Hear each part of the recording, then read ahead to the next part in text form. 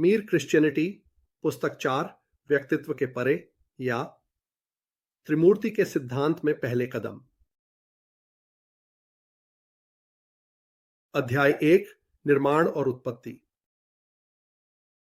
सबने मुझे चेतावनी दी है कि मैं आपको वह न बताऊं जो मैं इस अंतिम पुस्तक में बताने वाला हूं। वे सभी कहते हैं कि साधारण पाठक को धर्मशास्त्र नहीं चाहिए, उसे सीधा व्यावहारिक धर्म दो। मैंने इस सलाह को ठुकरा दिया है। मुझे नहीं लगता कि साधारण पाठक इतना बेवकूफ है। धर्मशास्त्र का मतलब है भगवान का विज्ञान, और मुझे लगता है कि जो भी व्यक्ति भगवान के बारे में सोचना चाहता है वह उसके बारे में सबसे स्पष्ट और सटीक विचार रखना चाहेगा जो उपलब्ध है। आप बच्चे नहीं हैं। आपको बच्चों की तरह क्यों व्यवहार किया जाना चाहिए? एक तरह से मैं समझता हूं कि कुछ लोग धर्मशास्त्र से क्यों दूर हो जाते हैं। मुझे याद है एक बार जब मैं आरएफ को एक भाषण दे रहा था, एक पुराना कठोर अधिकारी खड़ा हुआ और कहा, मुझे उस सब चीज की कोई जरूरत नहीं है। लेकिन ध्यान रहे, मैं भी एक धार्मिक आदमी हूं। मुझे पता है कि एक भगवान है। मैंने उसे महसूस किया रात में अकेले रेगिस्तान में। यह अद्भुत रहस्य है, और यही वजह है कि मैं आपके सभी साफ सुथरे सिद्धांतों और सूत्रों पर विश्वास नहीं करता। जिस किसी ने असली चीज का सामना किया है वे सभी छोटी और बेतुकी लगती हैं और वास्तविक। अब एक अर्थ में मैं उस आदमी से पूरी तरह सहमत था। मुझे लगता है कि उसने शायद रेगिस्तान में भगवान के साथ एक वास्तविक अनुभव किया था, और जब वह उस अनुभव से ईसाई विश्वासों की ओर मुड़ा तो मुझे लगता है कि वह वास्तव में कुछ वास्तविक से कम वास्तविक की ओर मुड़ रहा था। इसी तरह अगर एक आदमी ने एक बार समुद्र तट से अटलांटिक को देखा है और फिर अटलांटिक का एक नक्शा देखता है तो वह भी कुछ वास्तविक से कम वास्तविक की ओर मुड़ रहा है, असली लहरों से एक रंगीन कागज की ओर। लेकिन यहां एक महत्वपूर्ण बात है। नक्शा निश्चित रूप से केवल रंगीन कागज है, लेकिन इसके बारे में आपको दो बातें याद रखनी चाहिए। पहली बात, यह उन सैकड़ों और हजारों लोगों पर आधारित है जिन्होंने असली अटलांटिक में नौकायन करके यह सब खोजा है। इस तरह इसके पीछे अनुभवों का एक बड़ा समूह है जो समुद्र तट से आपके अनुभव के समान ही वास्तविक है, जबकि आपका अनुभव केवल एक एकल अलग थलग झलक होगी। नक्शा उन सभी विभिन्न अनुभवों को एक साथ जोड़ता है। दूसरी बात, अगर आप कहीं जाना चाहते हैं तो नक्शा बिल्कुल आवश्यक है। जब तक आप समुद्र तट पर चलने से संतुष्ट हैं, आपके अपने अनुभव नक्शे को देखने से कहीं ज्यादा मजेदार हैं। लेकिन अगर आप अमेरिका पहुंचना चाहते हैं तो नक्शा समुद्र तट पर चलने से ज्यादा उपयोगी होगा। अब धर्मशास्त्र नक्शे की तरह है। सिर्फ ईसाई सिद्धांतों को सीखना और उनके बारे में सोचना, अगर आप वहीं रुक जाते हैं तो यह उस तरह की चीज से कम वास्तविक और कम रोमांचक है जो मेरे दोस्त को रेगिस्तान में मिली। सिद्धांत भगवान नहीं है, वे केवल एक प्रकार का नक्शा है, लेकिन वह नक्शा उन सैकड़ों लोगों के अनुभव पर आधारित है जो वास्तव में भगवान के संपर्क में थे। ऐसे अनुभवों की तुलना में जिनसे हमें और आपको अपने आप में कोई रोमांच या धार्मिक भावनाएं मिल सकती हैं, वे बहुत प्राथमिक और बहुत उलझे हुए हैं। और दूसरी बात, अगर आप और आगे बढ़ना चाहते हैं तो आपको नक्शे का उपयोग करना होगा। आप देखिए, उस आदमी के साथ रेगिस्तान में जो हुआ वह वास्तविक हो सकता है और निश्चित रूप से रोमांचक था, लेकिन इसका कोई परिणाम नहीं निकलता। यह कहीं नहीं जाता, इसका कुछ नहीं किया जा सकता। वास्तव में यही कारण है कि प्रकृति में भगवान को महसूस करने के बारे में एक अस्पष्ट धर्म इतना आकर्षक है। यह सब रोमांच है और कोई काम नहीं, जैसे समुद्र तट से लहरों को देखना। लेकिन आप इस तरह से अटलांटिक का अध्ययन करके न्यूफाउंडलैंड नहीं पहुंचेंगे, और आप केवल फूलों या संगीत में भगवान की उपस्थिति को महसूस करके शाश्वत जीवन नहीं पाएंगे। नक्शों को देखकर समुद्र में बिना गए भी आप कहीं नहीं पहुंचेंगे।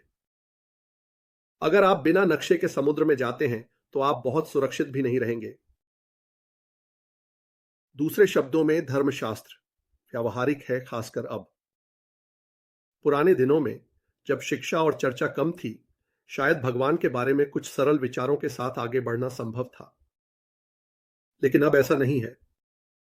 हर कोई पढ़ता है, हर कोई सुनता है, चीजों पर चर्चा होती है। इसलिए अगर आप धर्मशास्त्र को नहीं सुनते हैं तो इसका मतलब यह नहीं होगा कि आपके पास भगवान के बारे में कोई विचार नहीं है। इसका मतलब होगा कि आपके पास बहुत सारे गलत, खराब, उलझे हुए और पुराने विचार हैं। कई विचार जो आज भगवान के बारे में नएपन के रूप में पेश किए जाते हैं, वे वास्तव में वही हैं जिन्हें असली धर्मशास्त्री सदियों पहले आजमाने की कोशिश कर चुके हैं और अस्वीकृत। आधुनिक इंग्लैंड के लोकप्रिय धर्म पर विश्वास करना एक पीछे हटने जैसा है, जैसे कि यह मान लेना कि पृथ्वी सपाट है। क्योंकि जब आप इसके मूल में जाते हैं तो क्या ईसाई धर्म का लोकप्रिय विचार बस यही नहीं है? क्या यीशु मसीह एक महान नैतिक शिक्षक थे और वह अगर हम केवल उनकी सलाह मान लेते तो हम एक बेहतर सामाजिक व्यवस्था स्थापित कर सकते थे और एक और युद्ध से बच सकते थे? अब ध्यान दें, यह बिल्कुल सच है, लेकिन यह आपको ईसाई धर्म के बारे में पूरी सच्चाई से बहुत कम बताता है और इसका कोई व्यावहारिक महत्व नहीं है। यह बिल्कुल सच है कि अगर हम मसीह की सलाह माने तो हम जल्द ही एक खुशहाल दुनिया में रह रहे होंगे।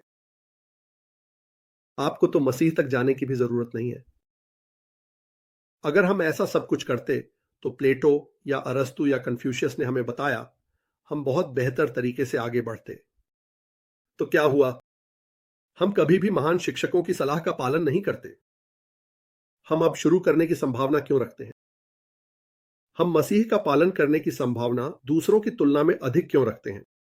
क्योंकि वह सबसे अच्छे नैतिक शिक्षक हैं, लेकिन इससे यह और भी कम संभावना बनती है कि हम उनका पालन करेंगे।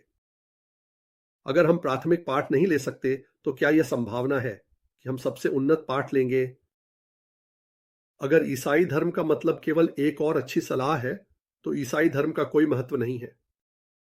पिछले 4000 वर्षों में अच्छी सलाह की कोई कमी नहीं रही है। थोड़ा और करने से कोई फर्क नहीं पड़ता। लेकिन जैसे ही आप किसी वास्तविक ईसाई लेखन को देखते हैं, आप पाते हैं कि वे इस लोकप्रिय धर्म से बिल्कुल अलग किसी चीज के बारे में बात कर रहे हैं। वे कहते हैं कि मसीह भगवान का पुत्र है, इसका मतलब चाहे जो भी हो। वे कहते हैं कि जो लोग उसे अपना विश्वास देते हैं वे भी भगवान के पुत्र बन सकते हैं, इसका मतलब चाहे जो भी हो। वे कहते हैं कि उसकी मृत्यु ने हमें हमारे पापों से बचाया, इसका मतलब चाहे जो भी हो। यह कहना बेकार है, यह कथन कठिन है। ईसाई धर्म का दावा है कि यह हमें एक और दुनिया के बारे में बता रहा है, उस चीज के बारे में जो उस दुनिया के पीछे है, जिसे हम छूते हैं, सुनते हैं और देखते हैं।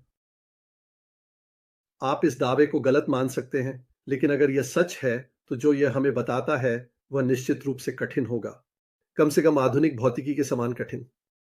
और इसी कारण से अब ईसाई धर्म में जो बात हमें सबसे बड़ा झटका देती है वह यह है कि अगर हम मसीह से जुड़ते हैं तो हम भगवान के पुत्र बन सकते हैं। कोई पूछता है, क्या हम पहले से ही भगवान के पुत्र नहीं हैं? निश्चित रूप से भगवान की पितृत्व की धारणा ईसाई धर्म के मुख्य विचारों में से एक है। खैर, एक निश्चित अर्थ में इसमें कोई संदेह नहीं है, हम पहले से ही भगवान के पुत्र हैं। मेरा मतलब है, भगवान ने हमें अस्तित्व में लाया है और हमसे प्यार करता है और हमारी देखभाल करता है और इस तरह से वह एक पिता की तरह है। लेकिन जब बाइबल हमारे भगवान के पुत्र बनने की बात करती है तो स्पष्ट रूप से इसका मतलब कुछ अलग होना चाहिए और यह हमें धर्मशास्त्र के केंद्र के खिलाफ लाता है। एक विश्वास सूची कहती है कि मसीह भगवान का पुत्र है, जन्मा हुआ, कि सृजित, और यह जोड़ती है सभी संसारों से पहले उसके पिता द्वारा जन्मा। क्या आप कृपया इसे पूरी तरह से स्पष्ट कर सकते हैं कि इसका इस तथ्य से कोई संबंध नहीं है कि जब मसीह पृथ्वी पर एक मनुष्य के रूप में जन्मे तो वह मनुष्य एक कुंवारी का पुत्र था? हम अब कुंवारी जन्म के बारे में नहीं सोच रहे हैं। हम उस चीज के बारे में सोच रहे हैं जो प्रकृति के निर्माण से पहले हुई, समय शुरू होने से पहले, सभी संसारों से पहले। मसीह जन्मा हुआ है, सृजित नहीं। इसका क्या मतलब है? हम आधुनिक अंग्रेजी में जन्म देना या जन्मा हुआ शब्दों का ज्यादा इस्तेमाल नहीं करते, लेकिन भी हर कोई जानता है कि इनका क्या मतलब है। जन्म देना का मतलब है पिता बनना, बनाना मतलब है निर्माण करना। और अंतर यह है, जब आप जन्म देते हैं तो आप अपने समान कुछ का जन्म देते हैं। एक आदमी मानव बच्चों का जन्म देता है, एक बीवर छोटे बीवरों का जन्म देता है और एक पक्षी अंडे देता है जो छोटे पक्षियों में बदल जाते हैं। लेकिन जब आप बनाते हैं तो आप अपने से अलग प्रकार की चीज बनाते हैं।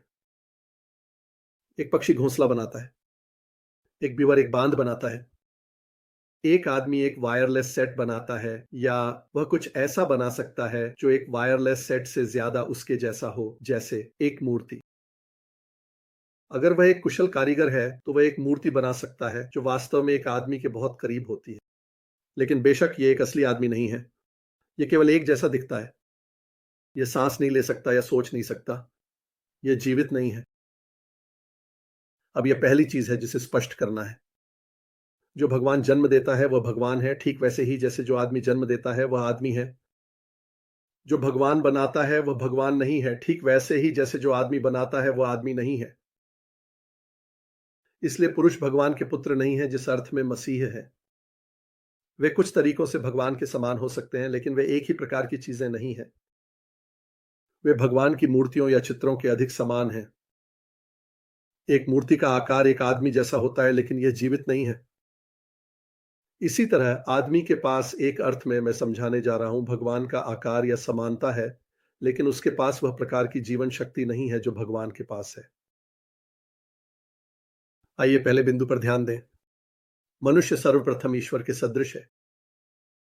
भगवान ने जो कुछ भी बनाया है उसमें अपने जैसा कुछ न कुछ समानता है। अंतरिक्ष उसकी विशालता में उसके जैसा है।